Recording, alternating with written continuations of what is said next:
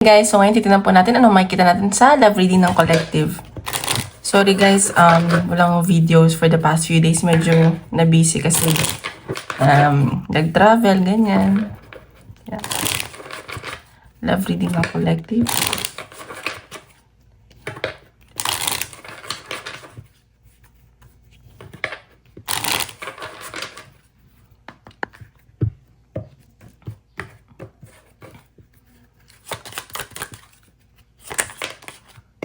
Okay, desire. So, nakikita ko, kung may kakanakaman kayo ngayon, gusto niyo isa't isa, andun yung desire sa isa't isa, very passionate kayo, very fiery, and nafe-feel ko na may intense kayong connection, at nafe-feel nyo din naman yun.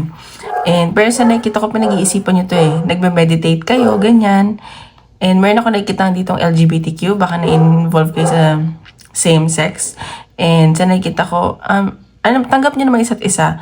Siguro nangangapa kayo, baka nag-explore kayo sa nararamdaman nyo ba, feeling nyo first time nyo maramdaman yung ganitong bagay, and napapanaginipan nyo sila, and parang naisip nyo sila bago matulog, ganyan, and tinitingnan nyo kung mapagkakatiwalaan nyo sila. Ayan masaya kayo pag nagkakapag-usap kayo, nagkakasama kayo, masaya kayo sa isa't isa, ganun yung nakikita ko. So, tingnan pa natin.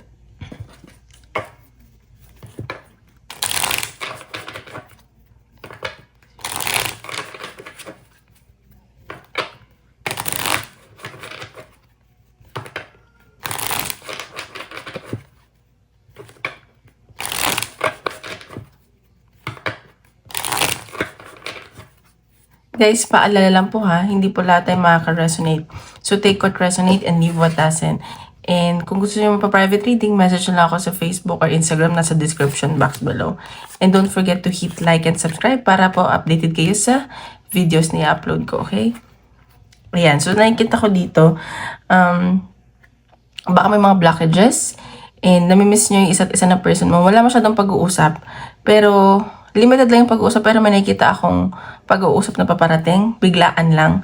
And meron someone dito gusto makipag-communicate sa inyo, pero nagdadalawang isip sila. Alam mo yun, no? Kasi baka kasal sila, focus sila sa pera nila.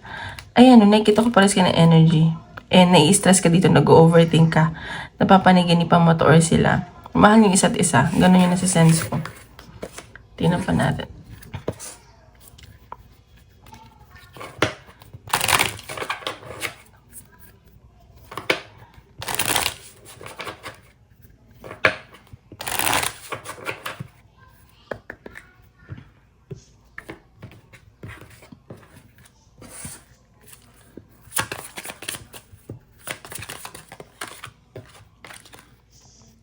Ayan, so baka ka-deal nyo is mas matanda sa inyo and very matured itong taong to. Overthinker lang itong taong to, ambisyoso, ambisyosa, marami itong pangarap sa buhay. And sa nakikita ko, very practical itong taong to. Ayan may mga hesitations kayo sa connection na to. Diba natin? Reading ng collective.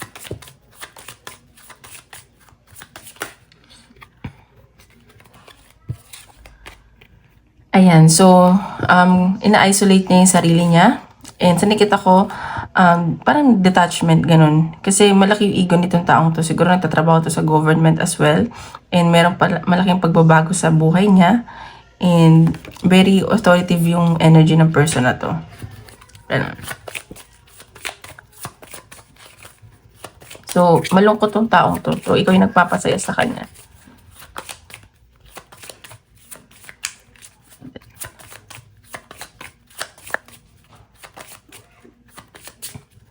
Pa natin. Okay, so ayan. So nakikita ka niya. Alam mo ba yung nafe-feel niya na parang home ka niya? Ganon yung nasa-sense ko. Kasi nakikita ko na-involve ko rin sa dalawang tao. And ano ba to? Parang nagiging comfort ka ng taong to. Isa sa kanila, nagiging comfort ka. And alam mo yung nagiging okay siya, yung pakiramdam niya. At feeling, na yun, napapasaya mo siya. And maswerte siya na nakilala ka niya. And may nakikita akong parating na message, matutuwa ka dito. Sobrang mabilisan. And very energetic tong tao to. So, maybe fire sign ng kadil mo, Aries, Leo, and Sagittarius. or isa yan sa mga big six nila. Ang sa nakikita ko, natututo ka isa't isa. Marami kayong natutunan sa isa't isa, especially siya. And yung baka kaibigan mo to, ayan isa sa group ninyo, isa sa mga friends mo, and loyal tong taong to sa'yo. Ayun positive outcome yung nakikita ko sa inyo sa connection nyo, napapasaya niya sa isa. So ayan, maging magkaibigan lang muna kayo, slow burn relationship, tingnan nyo kung saan papunta, ganyan. Huwag masyadong magmadali. So tingnan pa natin.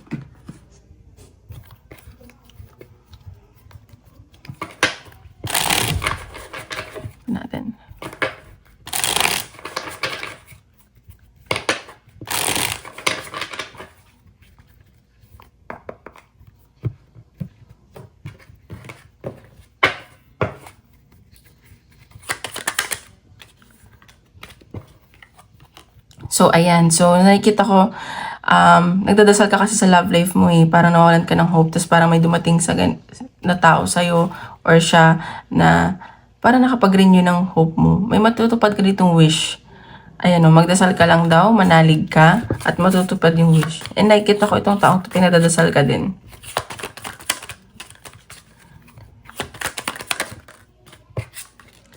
Ayan so, pero mag-ingat ka lang ingat ka lang din sa taong to.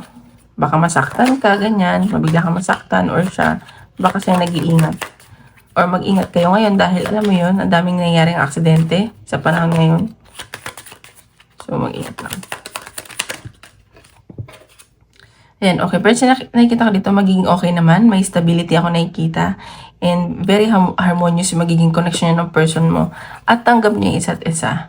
Ayan, so baka lang to, humingi sa'yo ng tulong kasi hindi siya okay financially or ikaw yung tumulong sa kanya nung time na down siya. Ayan friend mo talaga to. Loyal tong taong to. Honest.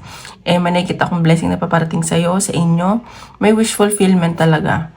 So, ayun lang. May mga indifferences lang kayo na kailangan yung baka mapag-awayan nyo. Pero, ayaw nyo mawala sa isa't isa And swerte talaga isa't isa. So, ayun. Ingatan nyo isa't isa. Ganun. Tingnan pa natin.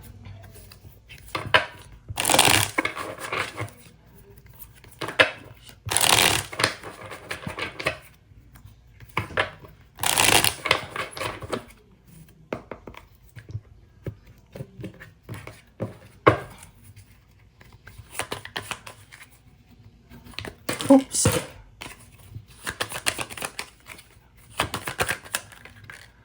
Ayan, so 10 of Pentacles. So, ikaw kasi, tsaka yung taong to, naghahanap sila ng long-term commitment. So, parang sa inyo nila nakita to. Nakita nyo sa isa't isa. And nakikita nyo na someone na family, ganyan. And maswerte kayo sa kaperahan and sa business. So, may paparating na swerte sa inyo. Magiging maayos yung kaperahan nyo in the next few days, few weeks, and few months. So, kung nag-worry kayo, huwag kayong mag-worry. Ayan. So, may pag-aantay. May travel ako nakikita. Siguro, LDR kayo nitong taong to. Nag-iisipan kayo. So, baka nga fire sign ang kagaling nyo.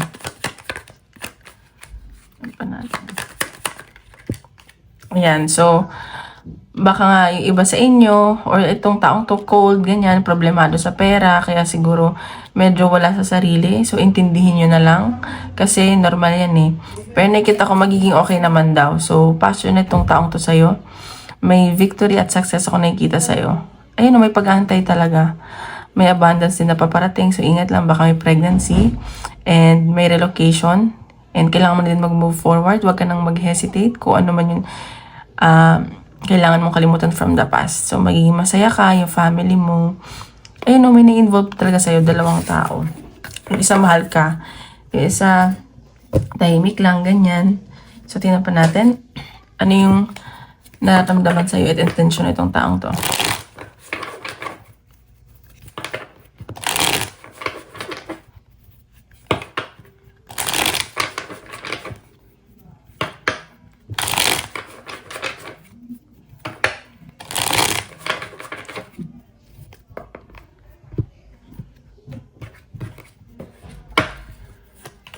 Okay, 8 of Wands. So, ayan, may paparating na communication, travel, and nakikita ko masaya tong taong to. Gusto ikaw lagi kausap, and baka mag-communicate to sa'yo, mabigla ka ganyan.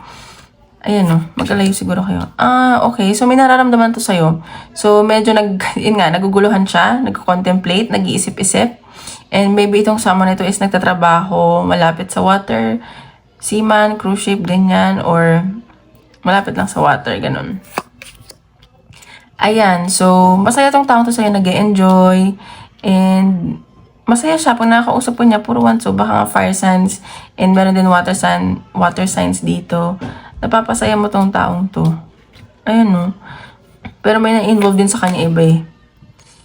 Pero hindi to umaamin sa'yo, hindi nagsasabi. So mag-ingat ka lang din kasi may mga tinatago din siya.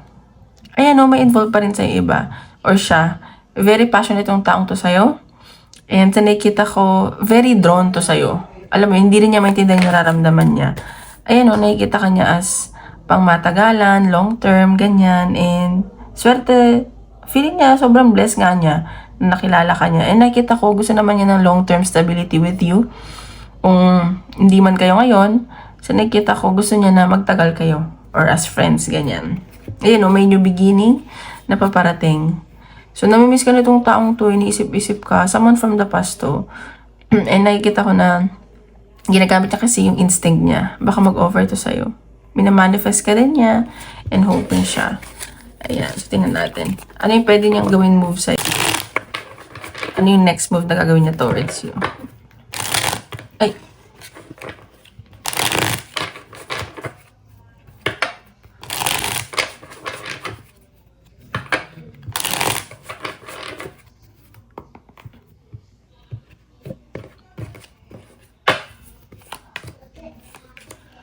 Okay, sa nakikita ko, magiging obsessed tong taong to sa'yo. So, yun yung toxicity na nakikita ko. And sa nakikita ko, may itatago pa rin siya. May mga hindi siya aaminin sa'yo. Pero mamanifest ka niya kasi pinagdadasal ka niya eh. Sumasakit yung ulo niya to kakaisip sa'yo. May celebration ako nakikita. Baka magkita kayo, magkaroon ng bonding, ganyan. And namimiss ka talaga niya. So, ayan. Medyo isolated lang tong taong to kasi busy sa work, sobrang stress, ganyan. Maraming iniisip. So, ayan. Baka mag-offer to. Pero paunti-unti. Gusto talaga yung stability. Mabagal lang yung taong to, magabagal lang yung pagkilo. So, ingat ka lang baka ma-involve ka sa third party. Pero magsisimula kayo as friends. Yung dating, ganyan. Ayan no. May nabubuong nararamdaman sa itong taong to. Hindi lang pa natin. Ano pa yung dapat mong malaman sa person mo?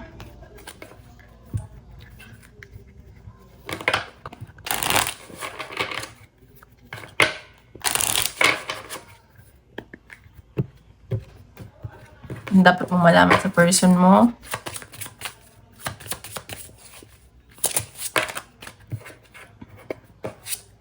Commitment. Things are getting serious. So, itong taong to, vina-value niya ang commitment. So, bakit makipag-commit sa'yo to in the future?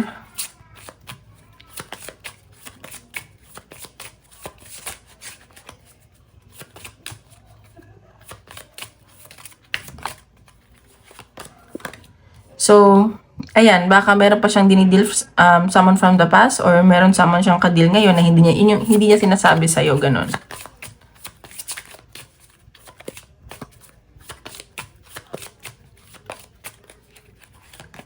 And confession. So, may aaminin sa yung taong to. Baka aminin niya na may kadil siya or aamin siya ng nararamdaman sa'yo. Basta may ko-confess siya. Sabi ko na kadil mo is baka fire sign, Aries, Leo, and Sagittarius. So, baka nasa honeymoon stage pa kayo. Alam mo yung sobrang sweet pa, natutuwa pa kayo, ganyan. And nasa your luck is on your side. So, ayan. Tingnan pa natin. Dapat malaman sa connection niyo.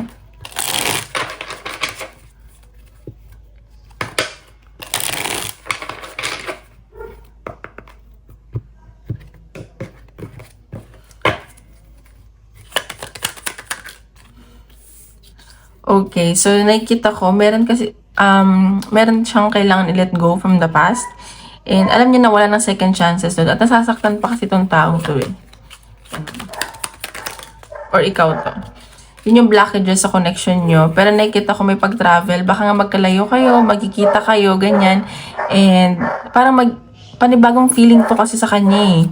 Ayun o, may mangyari unexpected, hindi mo to na-expect. So, maraming possibilities na mangyari, magaganda. So, ayan o, he or she feels home with you talaga. So, tingnan pa natin.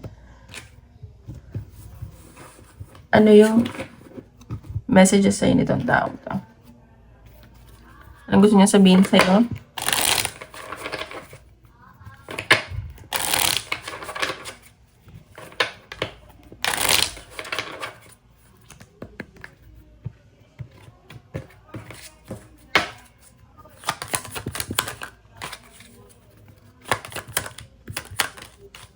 I replay our conversations over and over. So, ayan. Tawag dito, ini-stalk niya yung, binabakrid niya yung mga usapan nyo, yung mga pinag-usapan nyo, ganyan. I regret lying to you. See, sabi ko sa inyo may pagsisinungaling to, may mga tinatago. Pero pinagsisisihan naman yun. So, baka nga, umamin to sa'yo, ganun. I am not available. So, siguro hindi pa siya available ngayon. Kaya sabi ko nga, kaya siya mabagal siguro.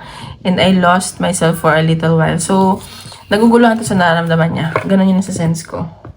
So, tingnan pa natin ano yung possible outcome nitong connection nyo.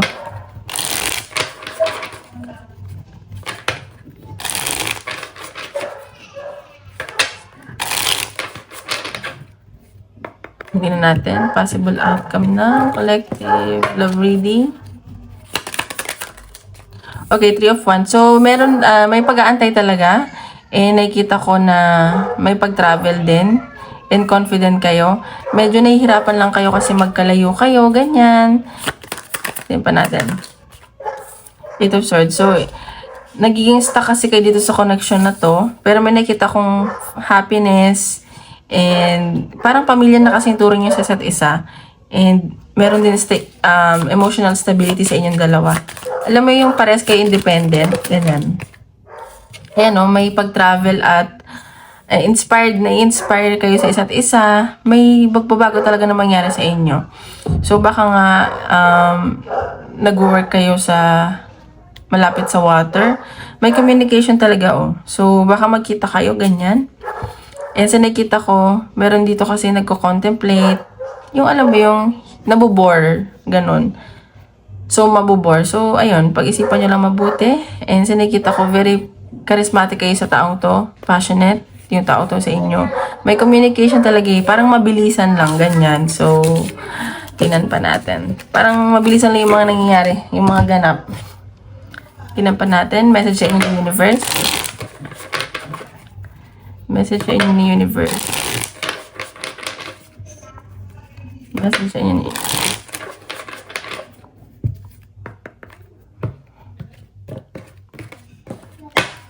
message sa inyo ng universe. Okay, negativity is blocking the path from success. So, ayan, wag lang kayo masyadong negative kasi baka yun yung blockage sa inyo, sa situation nyo.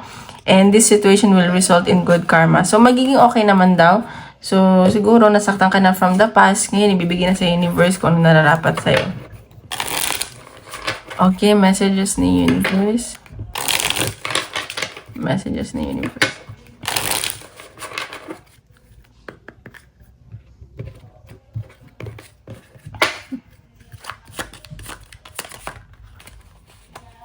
Natin messages ni universe. Okay, it's a lesson in surrender and trust. So, kailangan mo matutunan mag-surrender at magtiwala sa universe. And it is a great reminder to be grateful for what you do have. So, ayan, maging grateful ka daw kung anong meron ka. Kasi yun yung importante. Parang i-bless ka pa ni universe lalo. Okay? Tingnan natin. Advice from universe naman.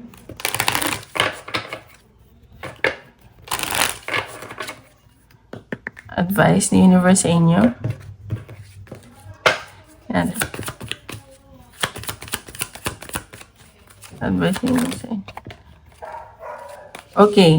Endings are inevitable. So, kung may ending na nangyari sa inyo, hindi naman daw maiiwasan yan. Pero may new beginning na paparating. Sa nakita ko magiging masaya kayo, maraming blessings na paparating sa inyo.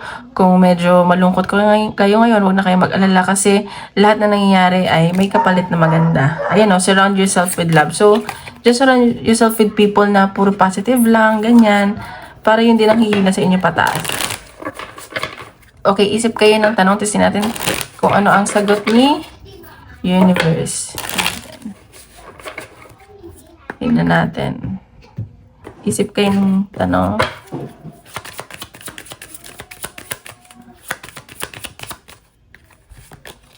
if you believe. So, ayan, kung maniwala ka lang, ibibigay sa universe, ganun mag-manifest. Maniwala ka na nakuha mo na para matupad. Ayan, the situation will improve, magiging maayos daw kung ano man situation na meron kayo ngayon. So, yun lang guys. Maraming salamat po.